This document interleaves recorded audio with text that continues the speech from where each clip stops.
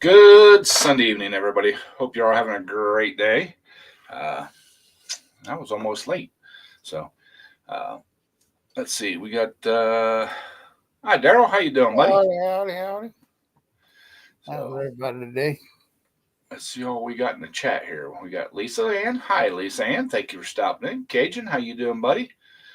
Jim Bob, as always. Ken, how you doing, brother? Thank you for stopping in. So hey, John, how you doing, bud? Thank you for stopping in. So Willie, how you doing? So we're having a great weekend, man.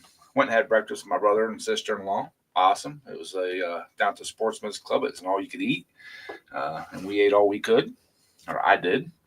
So yeah, just really good weekend so far. So how you doing, Daryl?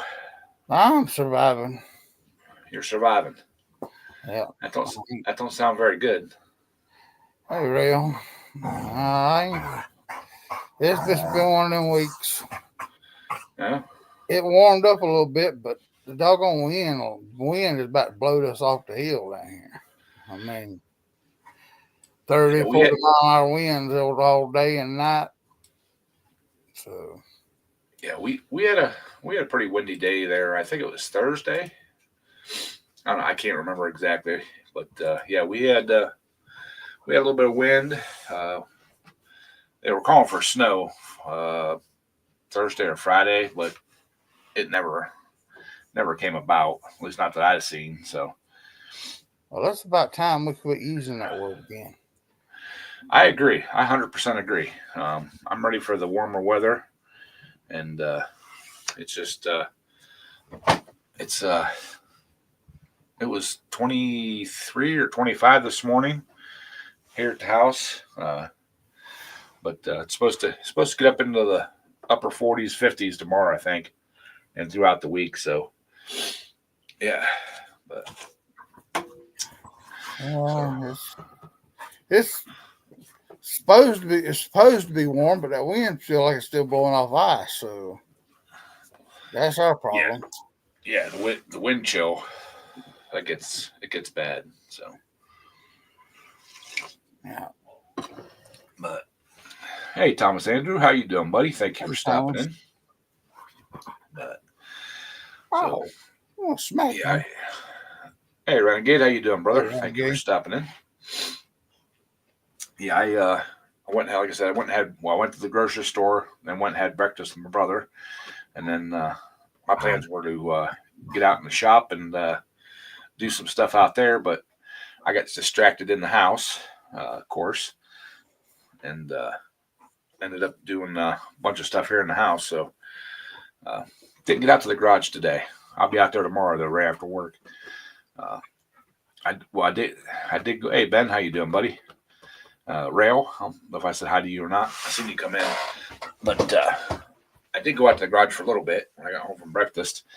Um, I had bought a fuel tank for pulling tractor, and I thought it was in the back seat of my truck. Uh, but I think when I went south and helped my brother, uh, yeah, I was in your garage. I helped Ken for a little bit there, but I could not find that fuel tank. I know I put it someplace safe, so I ordered another one. It'll be here tomorrow morning or tomorrow sometime. So Hey, man. yeah, Ken was he got a new to him John Deere 2025 tractor. It's got like a front end loader, backhoe, mower deck, all the bells and whistles, attachments, stuff. Uh, he was having a problem with it creeping uh, when you like come to a stop, and it was real hard to shift from high to low.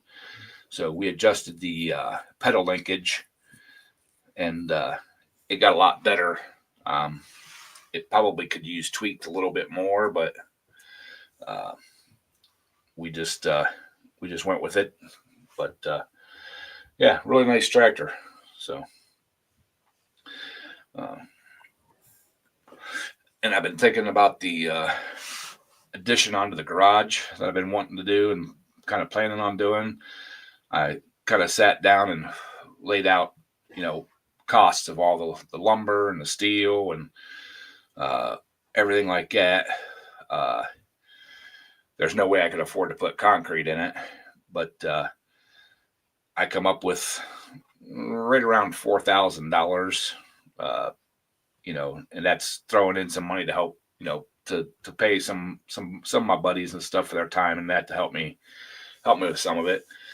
Um, I think I'm just gonna go with one of those 12 by 24 storage garages. The pre-built ones, they come in on a trailer and build.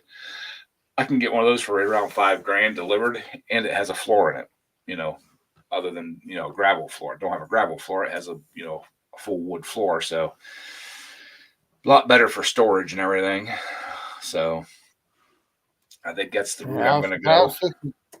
I was fixing to say, if your land's like land down here on top of that cold weather and heat don't mix as far as ground goes, because it will muddy. It'll be the muddiest mess you ever had. I made that mistake when I put my shop in the first year. I didn't put any rocks down, and that it became so. Well, I had planned on putting, because I'm going to have to fill in no matter where I put it at, if I build on. But I planned on putting like crushed limestone or something down for a floor. But even the vinyl one I have now, the moisture comes up out of the ground so bad in there, and everything just gets nasty. So I would have to put some kind of a vapor barrier or something down to try to alleviate some of that. And I just don't want to deal with it. I got too good a junk to put in it. So I think I'm just gonna bite the bullet and buy one of the pre-made ones, and don't know where I'm gonna have it sit. I don't know if I'm going to have it put right behind the garage or on the side. I'll have to take some measurements and stuff to make sure I still have room to get around the side of the garage if I put it on the side.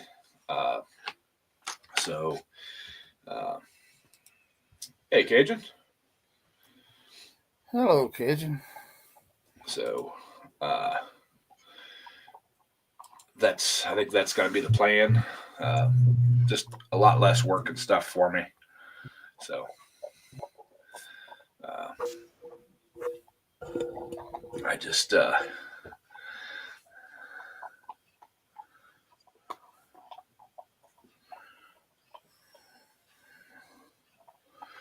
want a drum clip.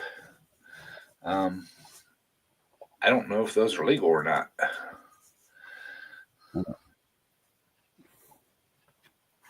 Can you hear me? Yep. Yeah. Oh, okay. All right. Just plugged my mic in. I just noticed it was unplugged. I had to use that connector for the phone to transfer something from the phone to the computer a couple of days ago, and I forgot to plug it back in. And I'm running late. Now we went lean off the dock, and the neighbor's kid out there, the alligator, was messing with the neighbor's kid. The kid messing with the alligator. So I went and got my shovel and I bumped him on top of the head. Told him you ought to know better than that. I said the kid or the alligator? The kid. Yeah, I told him not to play with that damn alligator.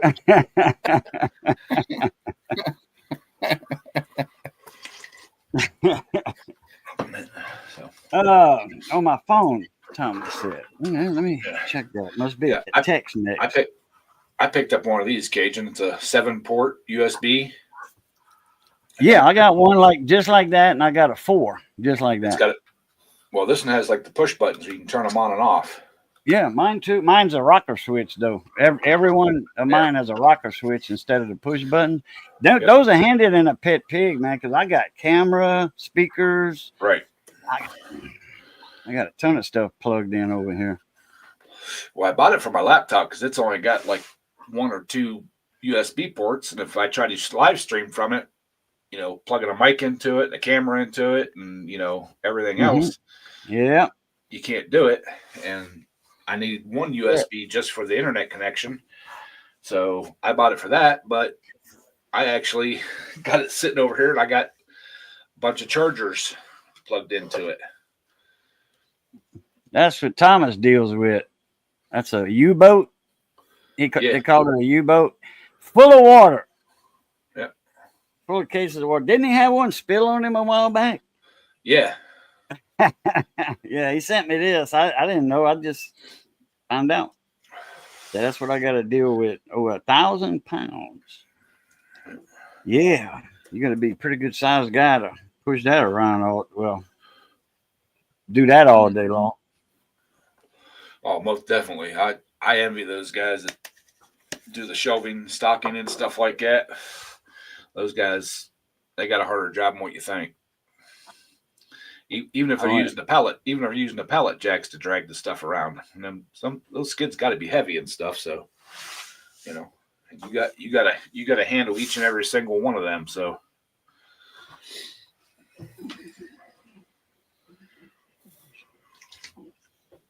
it ain't a job for me.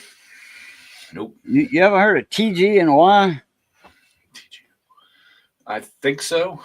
There was a store that had clothes, outdoors, Yeah. toys, all that stuff. Yeah. It was like the pre-Walmart, okay? But they never got real big like in the groceries and stuff.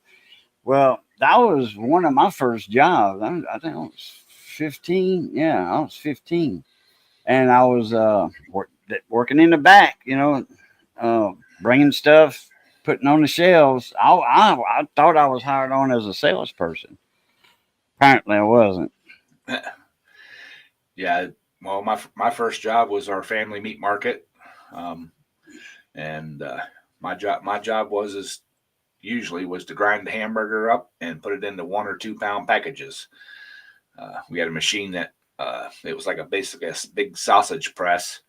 You put the hamburger in and those little plastic bags that got the clip on the end of them. Little Chubs. No, it was our own personal hamburger and stuff. We did custom butchering and stuff. Yeah, but I mean the Chubs, you're talking about the plastic Yeah. wrapper. We call them Chubs. Oh, okay. Yeah. Yep. And we would or my job was to, when we did custom butchering and people wanted like 1 pound packages of hamburger or 2 pound packages of hamburger, I would stand there and pump it into them bags, and you got to be real good at judging 1 and 2 pound packages. Yeah. Real quick, Missy bought 2 Chubs yesterday. Ground meat was on sale for $3 a pound. Yeah. And $6 a chub, little they like a breakfast sausage Right. thing. Right. That's what we call a chub. The ground meat comes in either 5 pound or 2 pound.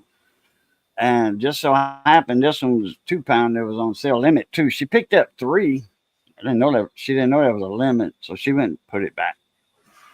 She said, "I'm not going outside, unload, and come back in. Not for one thing of hamburger meat." Oh yeah.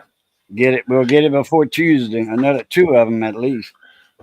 Yeah, when I'm making, hamburger gravy or anything that, where I'm gonna like break up the hamburger stuff, I buy those 1 or 2 pound Chubs. Mm-hmm. I don't like using them for like making hamburger patties. For some reason, it just doesn't seem like it holds together as well. But I buy the pre-made hamburger patties. They're just as cheap and saves me time. I can pull them out of the refrigerator and throw them right on the grill without having to handle them and mess with them. And I'm gonna order me a patty maker one of these days. Yeah. Press, you just make a little meatball, I guess, and then press. I thought I had one. I guess I don't. No, we had something like that at our meat market, but it was a big automated machine. You put a bunch of hamburger in the top of it, and it has a little tray that would slide up. Well, it would pack that little tray with a hole in it, and it had quarter pound burgers or whatever, third pound burgers, different plate thicknesses and stuff for the different weight of burgers, and you just they put a little paper in between each one. They would plop, plop, and you count out, like 10 or 12 of them, put them on a stack, put them in the thing, and keep going. Mr. Daigle in town used to have a machine like that. He'd do the hamburger patties like you're talking about, and that wax paper or whatever it was in between each one. Mhm. And my aunt, that's the only place she'd go to get her hamburger patties and certain meats, you know, because it was already made. She didn't have to do it. Well, I don't know what they actually putting in meat in it these days, but there ain't no place, no grocery store that's got the same type of meat that we used to have when back on the farm. Right, yeah, because this was a butcher, slaughterhouse, Yeah. butcher, you know, so that was fresh ground that morning. He used, I forget how many, 200 or 300 pounds of ground meat. And when he'd run out, he'd run out. That was it. You know, he made enough to last till like 3:30 or 4 o'clock. Like the boudin over here at the slaughterhouse, I think they make 800 pounds to 1,000 pounds a day. And Saturdays is the best day for boudin because that's breakfast, you know, a tradition kind of like. But once that slaughterhouse, once they run out of boudin crank, that's it. There's no more. You SOL if you didn't get there before 3:30 or whatever. You know, they stay them till 6. So that way they ain't got none left over. You know. And they make it every morning, you know, 800 pounds, and they sell it all day.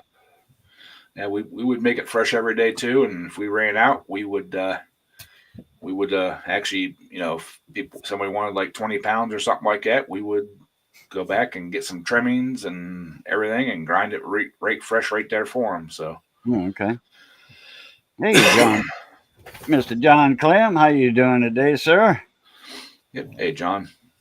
John asked me how long was I a meat handler? I'm a meat packer still to this day.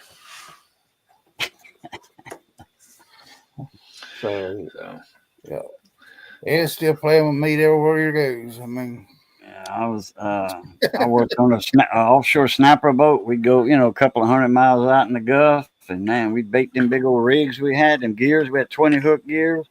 Man, I was a master baiter big time. Yeah. Well, I think growing up in the meat industry like that is why I like seafood so much. I just get tired of it, you know. Yeah, Granddaddy always had 2 or 3 pigs. We always butchered up right after the first frost every year, and oh yeah, and that was my thing, that I having to scrape all the hair off of them and then grind the sausage and oh yeah. Now just the smell of it it kind of turns your stomach a little bit. But oh, not me. I love a good boucherie. I used to help with butchering sometimes, and Dad was the main work the slaughter floor mainly. He did it for years and years and years, and of course my other 2 brothers they helped some. I mean they worked there full time, but in the slaughter floor they would help some, but you know. But yeah, I would work like after school and weekends, and my main job was the hamburger dude, you know. Well, and help take orders out the cars and stuff like that. I'd wait the counter a little bit sometimes if I wasn't working in the back kitchen, but yeah, I just. I mean, don't get me wrong. I like a good steak or, you know, big pork chops or chicken or whatever. But, you know, I much prefer, you know, if I want something different, it's seafood. You know, that's my big thing. I don't know now, John. He might have big old blisters on it by now. I mean, well, actually back then working with the meat, your hands were like extra soft. Yeah. All that oils in the meat, fat in the meat, and stuff. Yep. Yeah, right. Greases. I mean, we used to render lard. Dad ran a sausage kitchen. We'd make all of our own lunch meats and smoked sausages and fresh sausages, and Them old cracklings, they throw a pot of skins over there, and you end up with skins and cracklings, and Mm-hmm. Gratin, man. as he's burning off, making off his lard and stuff. I mean, Oh yeah. That was a good job, but it was also a long job. Rendering that down and stuff. But we had an old sausage press that had like a big plate on the top that went down in with a screw that screwed down in. Push that plate, and that's what we would run our lard through, and it would strain out all them, the fines and the little pieces of meat and skin and stuff like that. And then you'd press that cake, we called it a cake, down, and then we'd actually sell the cracklings, we called it. So yeah. hi Barry, thank you for stopping in, brother. Howdy. Johnny Yeah. played music last weekend for Boucherie that the Red Line Hunting Club has every year, and they did three hogs. He said, I said, how many cracklings and boudin you ate? How much of that bad stuff for your veins? He said, I ate one crackling and one little link of boudin. Damn, boy. Crackling though, you like that tall. You got meat. You got the skin, you got a little thing of fat, you got meat, you got some more little fat, then you got some more meat. Oh yeah. Good stuff. Yeah. Well, see, ours was all the lard or fat was all pressed out of them. Yeah. So it was just skin, and the chunky parts and stuff like that was left, and they tasted so good, but you had to really watch yourself because you ate too many of them. It'd give you a tummy ache. Yeah, and they had them kind of big old cast witch's brew type things that you throw all that stuff in and just boil it off and pour it in cans. We had an old rendering tank. I don't know how many gallon it was, but it was gas fired, and it was just looked like a big huge wok. It was probably 3 or 4 feet across, probably a couple feet deep, and just start throwing the big chunks of pork fat in there, and we call those a crackling pot down here. Yeah. Or jambalaya pot. Oh, you could probably cook some jambalaya in that thing. You could probably. They got some 20-gallon ones that they use. Like you said, it's a big round belly. Yeah. Yep. Yeah, you can buy them down here at Mamu over here. They got a couple of places here you can buy them. Mamu's got a Guillory's Wholesale, and that's the main spot for burners and utensils, all heavy duty stuff. And them big crackling jambalaya pots. Yeah. This thing was I believe it was like cast iron. It looked like a big witch's pot. Looked like a big witch's pot, but it had like a cast iron base on it that the burner was under. Had a little chimney that went outside, and we'd fire that thing up, and it was great in the wintertime, but in the summertime, it got hot. Mm-hmm. My favorite days were the days we did the smokehouse. All the fresh smoked sausages and stuff coming out of the smokehouse and everything. And we didn't smoke too much. Granted just salt cured everything. Most all the stuff we did with those. He had a salt place barn down inside of his barn, a room in his barn. Well, we did the bacons, hams, lunch meats, all that kind of stuff, and to this day, I can still. We had like big. They're big plastic hoppers. I don't know how big they were. Probably 20 or 30 gallon things. We'd put the hams in, when we're like butchering the hogs and stuff, and then Dad would pump them full of the brine water to cure them. And to this day, we would make bone in or boneless. But to this day, I can still remember my dad just reaching in there, the boneless ones, they're a little bigger than a football, and just palming that thing and lifting it up out and, doing it. And I I could never do it. It'd always take me 2 hands to pick them up and put them, because I would take them out of the tub thing, and or the brine barrels, put them on a table. He was about halfway down. He had a little pump thing that had a needle with a pump that would inject the brine and stuff into them, and he would slide them down, inject them, and slide them to the other end of the table. And when we went through one, go down to the other end, and I would take them off the table and put them in the barrel, and then do another load up onto the table, and just keep going. Howdy, Boats. Hey, Boats, how you doing, brother? Good deal there, Boats. At least you keep your foot. So good. That's great to hear. Yeah, glad to hear you're keeping it. But I mean, I got pictures because Granddaddy had a country store and butter beans and peas and tomatoes. I mean, that was his. He had his own little, basically a produce store plus any and everything, and a little meat counter thing that he back behind there that he cut bologna or meat. What the heck is it? But he'd cut the cheese and had a big old hook cheese, cut slices off of, and my favorite thing that we made smoked wise was that my dad's smoked sausage, and to this day I have never found anything that's equal to it taste wise and stuff.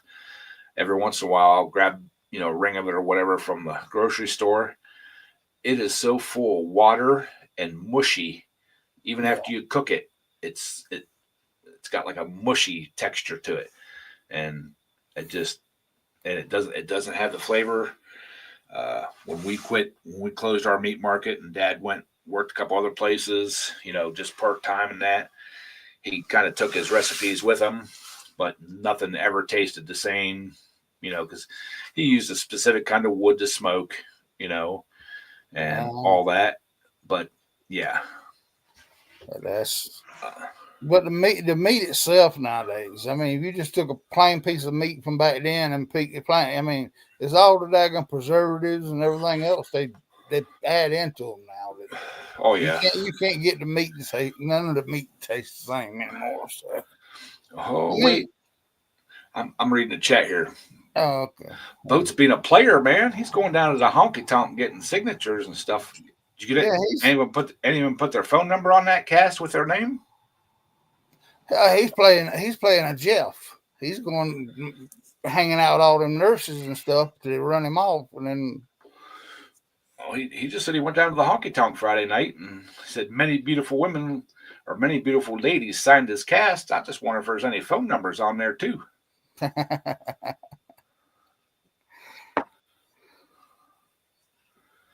Called you a hoax. All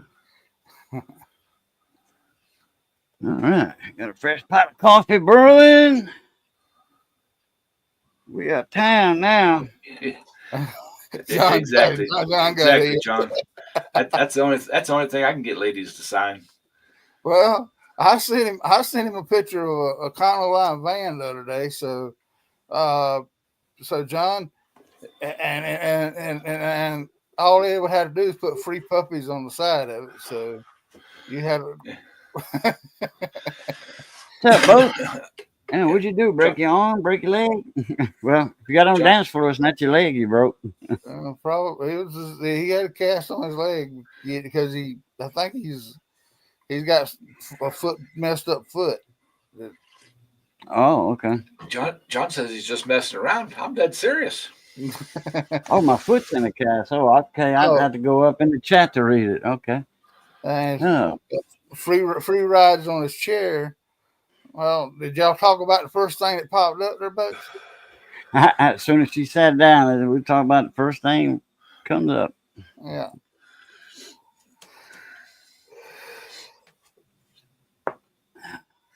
Yeah, I went all the way up and read it. Got your foot there in the cast. And so it's just like me and that alligator and that shovel a while ago with that kid. I have to I wasn't about to put my foot up his butt, but look like you've been putting your foot up somebody's butt, straightening them out. Went in too deep. So next month, I think it's the 11th and the 12th. Let me look at my calendar here.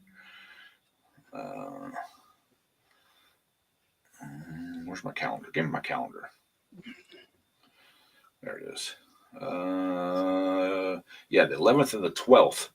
I will be in Navarre, Ohio. They're having an indoor tractor pull.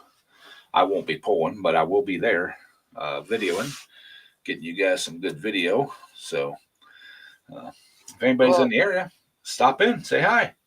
I got a stupid question, Mr. Ed. Mm-hmm. Them videos that I was sending you most half the week, why is it they put their, I guess it must be because of the class they're in, but they put the weight out front of the tractors so much farther out than what y'all usually have them set at. So is that because of a different class or what? Yeah, there's a wheelbase. You're allowed to have a certain wheelbase, then a certain overall length of the tractor from the center of the rear wheel forward. And depending on what class you're in, there you can have it, out so much. And the idea of that is basically you put enough weight out there that you can lift the tires about 4 to 6 inches off the ground, and that works as a like a lever pushing the back tires into the ground because of the certain hitch height. And every class has a different hitch height, depending on what they're running and stuff. Some's 13, some's 12, some 12's and a half, and so a lower hitch height gives you a disadvantage over a different another tractor. So all right, I just had that question that popped up in my mind, seeing them they're fancy tractors out there with the weight sticking way the heck out front compared to watching your videos where the weight's just sitting back up against it. Well, I've got mine out at what we're allowed to have for the legal distance. But like I said, different rules for different clubs. And the funny thing is on some of those tractors there, some of those weight, they're like a 10-pound, they're like 1 inch thick. I forget what the other dimensions are, but they usually weigh about 10 pounds. Some of those weights are fake. They only may weigh half a pound, a quarter of a pound, whatever. It's all a game because when you're standing along the line, if like you're an early puller and you say you've got 8 weights out there, you don't know if it's 80 pounds out there or if it's 30 pounds out there, and more fake weights than real weights, and because the guys coming behind you are going to watch your pull and say, well, I get about as good a traction as him. He was heavy on the front, so I'm going to take some weight off. Well, it's all kind of a mind game, a little bit there. I've seen guys make them out of plywood where they weigh absolutely nothing. I even seen some guys that had some 3D printed hollow ones that were, they weighed, just ounces, and it looks like you got 100 pounds hanging out there, but you may only have 30 or 40 pounds out there. So, and it's same way underneath too. They'll hang fake ones underneath too. And I seen one guy was advertising. He had ones made that were like they were like made out of like blow molded plastic, and you could add lead shot to them and make 1 pound, 2 pound, 3 pound, 4 pound. Clear up the however much you can get in there. Whatever weight for a lead shot, and so it would change the weights. You might have a 15 pound weight that's the size of a 10 pound, and it's just part of the game. part of how you play it. So no big deal. Yep, Well, definitely I game of. just- I was just kind of curious about it. I mean, Yeah, it didn't seem to help them. It didn't help them keep the front end down, but well, so you actually don't want the front end down all the time. You want it just to float. Just if you get too high up and get on your wheelie bars, that'll actually lift your. If you come up too fast and too hard, that will actually lift your back wheels off the ground. All right, Ben. Thank you for stopping in, buddy. Appreciate it. later, Ben. But yeah, they you just want to bring that. I mean, because on the line, everybody will bring the front end up off the ground. Usually, if you got good traction, but once you get out, 50 feet or so, you want that front end either just to be barely touching the ground or just off the ground. So that way all your traction is on your back tires and all your weight's on the back tires. And there's a limit on how high you can have your wheelie bars off the ground and how far back from the back wheel of the tire. They have to be a minimum distance back, and a maximum distance off the ground. I mean, you can have them almost touching the ground if you want, but like I said, that'll actually take weight off the back tires when you hit them. But it's all safety. It's all, there's guys that set the rules have been doing this a long, long time. So they find that what works, and try to kind of play even the playing field. Now, when I first started locally, there was a guy that he had a electric actuator on his front weight bar, and he would actually start out with it up against the tractor. And when he took off, the front wheels would come off the ground and they'd ride pretty high, and he could actually push that weight bar out as he's going down the track, and it would actually bring the front end down. But they let him do it for a little bit, but then all of a sudden, down at the end of the track, they measured it one time. He was 1.5 feet out past what the legal length was. So they said, well, you're going to have to put a stop on it, to where it won't go any further, or you put it out and do your pull, and then, pull it back in when you get off. So the Junior Johnson, the tractor pulling. Yep. Basically. Yep. And then there was guys that back then we had to run strictly pump gas. It had to come from a gas station out of a pump. It couldn't be race gas that come from a gas station out of a pump. It had to be like 93 octane. And there would be guys that would show up and they'd put like the scent stuff in it. And it's like, yeah, that's not regular pump gas. That's race gas. And they're like, well, it's not really that much of an advantage. Well, not in a stock engine. No, it's not, because it takes higher compression to run a higher octane fuel. So if you're spending the money on that race fuel to put it into a stock engine, you're stupid, or you're cheating, and you've done mill work to the head. Well, that's what they can say. Made the pressures a little bit different in the heads. So. Right.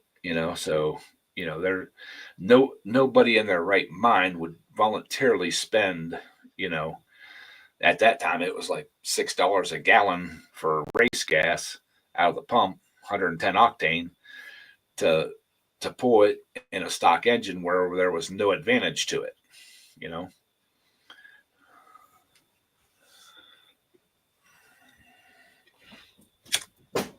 Oh, Ed, I got to run. I got to get me something to eat. All righty, brother. I appreciate you stopping in. When it hits me like that, it hits me all of a sudden. So Yep. Good seeing you again. Daryl, Yep. Good seeing you again. Good seeing everybody in the chat. I'm going to keep this one short. All right, everybody, as always, love, peace, and crackling grease. We'll catch y'all later. Pluto. Don't be playing with no gators. No, over with that for the day. I think the kid learned his lesson, though. Yeah. So, but yeah, I mean, and people were like, well, you can do this, you can do that. Yeah, you can do this and you can do that. But in back when we were like starting out pulling and stuff, all you got was a little ribbon, little 25-cent ribbon. There was no points. There was no payback. There was nothing, So you want to cheat to get a little ribbon, you know, and they would get upset when I would beat them, and they would say that I was cheating. And no, I just know how to do my engine, and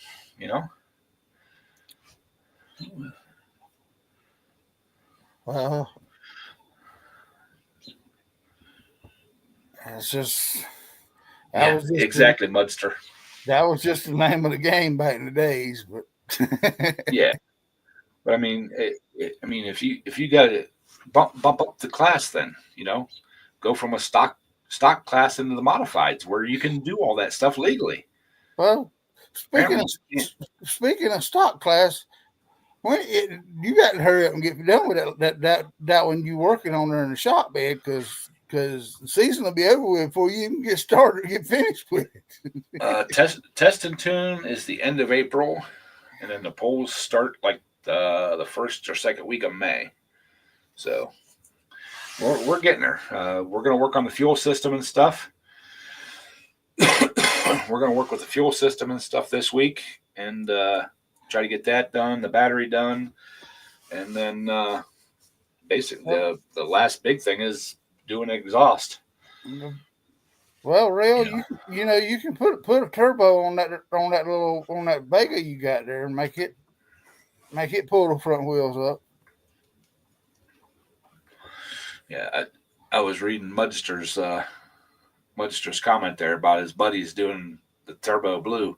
Exactly. It don't do, you may psychologically think it does something, but you put it on a dyno or butt dyno or whatever, there is no difference. It just the smell of the fuel. That's it. Well, I swear that on that Polaris down there that when I wrapped because it was hot on my leg, so I wrapped exhaust with that exhaust wrap. Mm-hmm. I swear I believe it gave it. It felt like it would picked up a lot of extra speed just by actually by wrapping exhaust. Yep, you can't. That will actually help some. It helps with the flow of the exhaust. The hot gases move faster out instead of trying to dissipate the heat right outside the head. It'll actually force it out more and pull more fuel into the pull more of the fuel or burnt out of the cylinder. When I had, because when I first bought it, they hadn't come out with they made a new shield to go on the inside of it, so it was a recall. But yeah. It done got so hot up against my leg that I had took and wrapped the exhaust, to wrap it. And I can swear it gave it a little extra boost just by wrapping exhaust on it. So it does. Exhaust temperatures do a lot with an engine. Well, it surprised me with what it actually did. Yep. Yeah, they everything has to work together. The intake, the exhaust. You can have the biggest intake in the world, but if you can't get rid of the exhaust gases, your engine, it ain't gonna run any better. Yep. In a performance engine, Yeah. I don't know how much in the stocks it makes a huge difference, but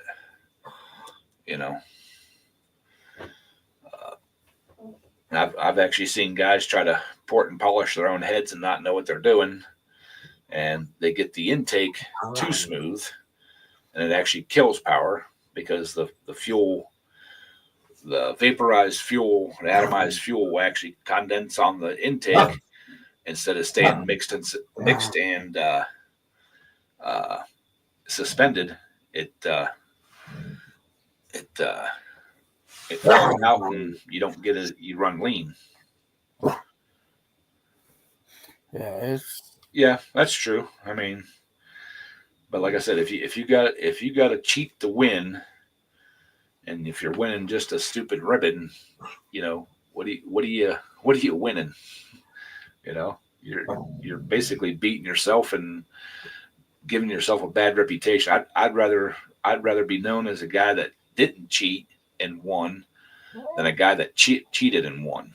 Instead of 1 page of rules, you got a whole daggum book. Yeah.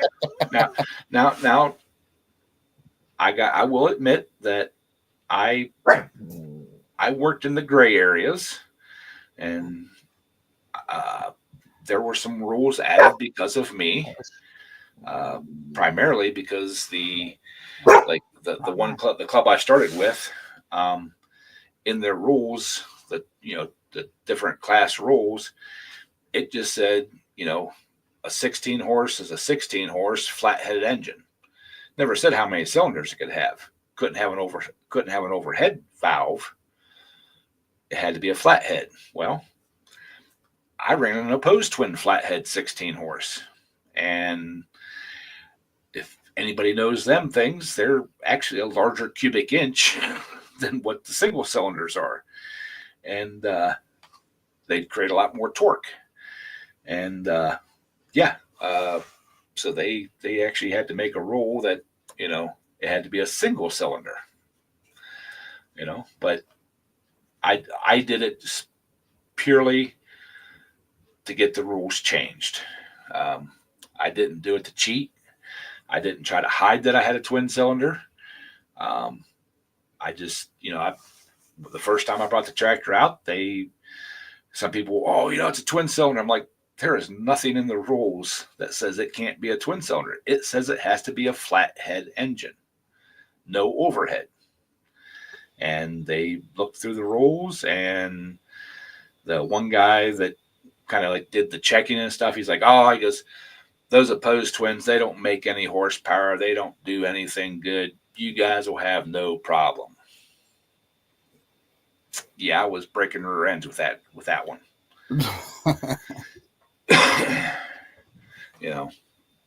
And then they told me, well, it's a twin cylinder. You have to pull with the twin cylinder tractors. Well, that little 16 was tired, and they put me in at the time, the 20 horse and the 25 horse twins ran together, so they threw my 16 in there.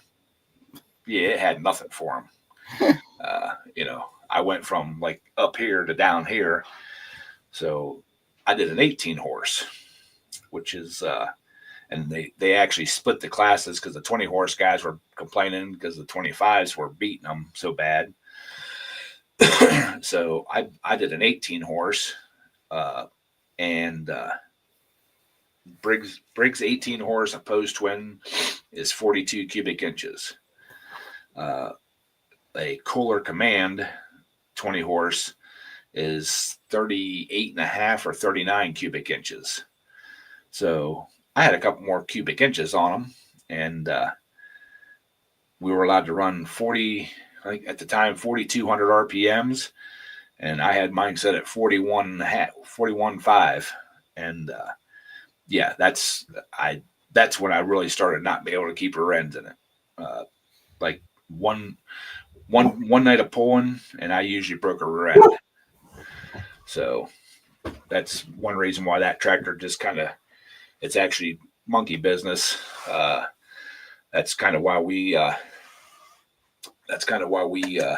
put it off to the side and started with the Cubs and started with the twins and the V twins and the Cubs and started doing it that way. Well, you cooking in the crock pot, Ed? John wants to know. Bull member. I think I said, did I send that one to you, Daryl? No. That meal? Yeah, there was a video that was going around that it's in some other country. They were cooking, boiling or whatever, bull penis. and they had another name for it. I can't remember what it was, but yeah. Nope. Sorry. I won't even use one of the canes that's made out of one, let alone cook it and eat it. Yeah. Sorry. Not happening. So, but yeah, I'm there for a while. I was a little down and kind of not real motivated to get monkey business done. Just you know, but now I'm like rejuvenated, I guess, or whatever, and back at it, and I'm looking forward to getting it done now. Like I said, this week we're going to be working on the fuel system and the starting the battery and stuff. I think I'm going to go. I got an old jump pack. It's got a brand new battery in it. Somebody gave it to me because they said, "Oh, the battery's bad in it." So I looked it up. Heck, the battery is only like $10 on the old Jungle website. So I ordered one, put it in the little jump pack. Yeah, the electronics in the jump pack are bad. It's not the battery. Hey, Alexander, how you doing, buddy? Yeah, Alexander.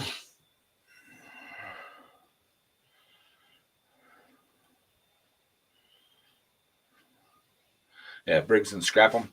Yeah, the single cylinder, especially the new Briggs and Stratton, are Scrap'em. But the old, I'm a fan of the big old opposed twins. If I could, I would love to find a 20 horse, but those were few and far between. Opposed twins, because I think they're like 48 cubic inches or something like that stock. So 46 or 48 cubic inches stock. So but yeah, so I'm gonna try using one of those little lithium batteries, or not lithium, but AGM batteries. Cut down on the weight of the tractor and stuff, and if they're good enough to start a car, I don't see why they wouldn't be good enough to start a pulling tractor. That all you got to do is start it. You don't have to. There's no electronics or anything that run on that thing.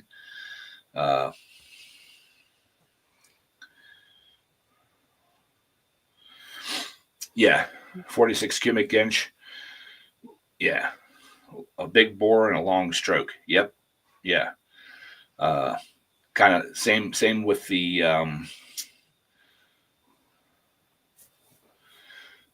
hey Scott, how you doing? What were the other opposed twin Onans? Onans had a big block, big bore engine. Those were really nice engines. But I'm like I said, I'm leaning more towards the Briggs and Stratton's ones. But because the opposed twins make a lot of torque, which that's what I liked, you know.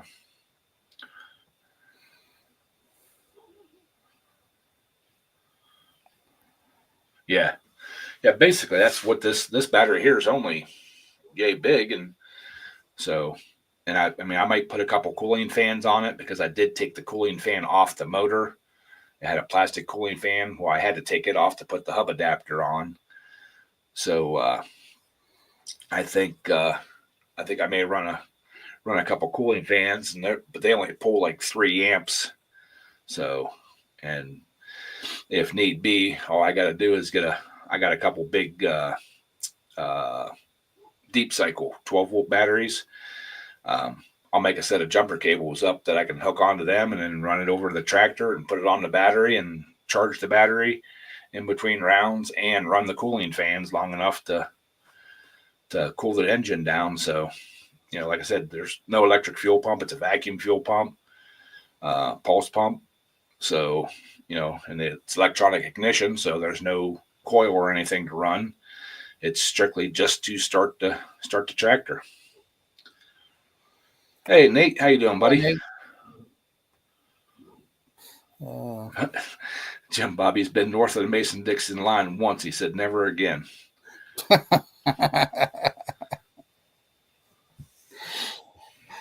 So yeah, that I think that's the electric, you know,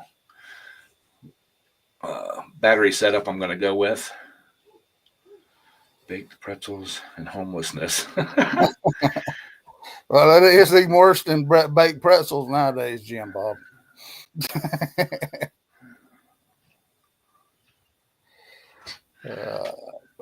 Yep, Alexander, exactly. So, but and the fuel tank I ordered for it today, I had a nice aluminum. I still have it. It's here. My garage is an absolute mess. Um, it's out there somewhere. I just don't want to take the time to find it. But the one I actually bought is a washer solvent reservoir, universal fit. So, so that's what I'm going to use for the fuel tank. Hey Wayne, how you doing? Hey, Wayne. Ooh, Wayne's driving down the highway, riding along in my automobile. Got my baby by my side. So, but and yeah, they use those tanks all the time on the tractors with methanol and everything else. So, you know, I imagine as long as I don't let fuel sit in it, it'll be perfectly fine. So, you back to driving there, Scott, or you just driving back up north home? Hey, Nate. Hey guys. Nate. You out hunting, Nate? Yes, sir. We're What at a you gate. hunting? Well, we ain't hunting nothing right now but a buzz, I guess. Oh, what was you hunting? Oh, we were hunting pigs. Okay. Did you get any? No. Is the video coming through? Yeah. Yeah, I can see it. It's a little dark, but we can see your 4-wheeler. Yeah, ain't mine. Oh. Say hi, Mrs. Parks. Hi, Mrs. Carts. And Hi. this car- Now they can see you with the light.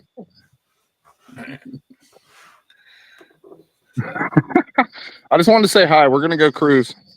We gotta Okay. get back. I appreciate you stopping in, Nate. Yeah, we're taking a break, so I figured I'd say hi. Best I can. I've been watching your shorts. Thanks, man. We're trying. We're doing Yeah. live streams on Wednesdays again too. Yeah, I missed it. I was out in the garage and I didn't catch it until I'm not used to you being on again. So I missed No worries. It.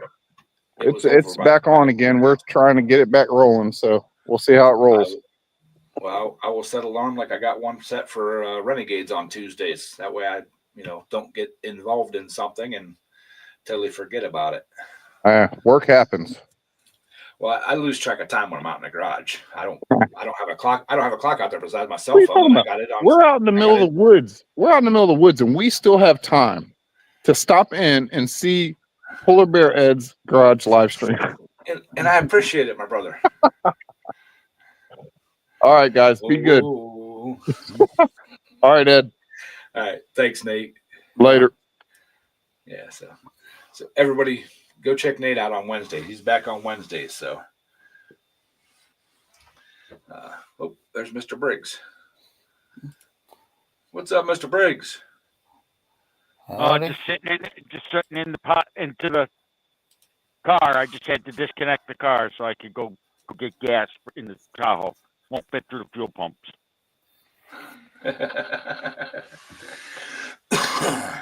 Well, So, You know how it is. oh Yeah. yeah, but so you well enough to drive now, Briggs? Not truck, but not enough to drive the horse. I gotta go home and check on the house for a couple of days before I can go back down. But yeah, is that what you wanted to see, Jungle Bob? See, it says TT right there. It's the real thing. It's got low mileage for its year.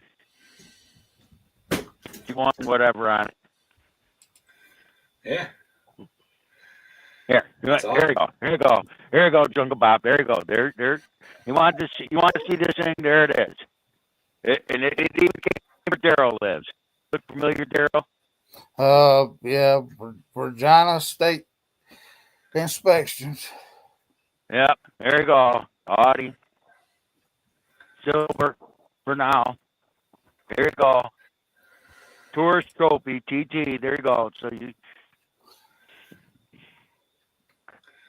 it's a real McCoy. That's his pimp ride, man. Oh yeah, he wanted to see it. He wouldn't be Mr. Briggs without his TT, baby.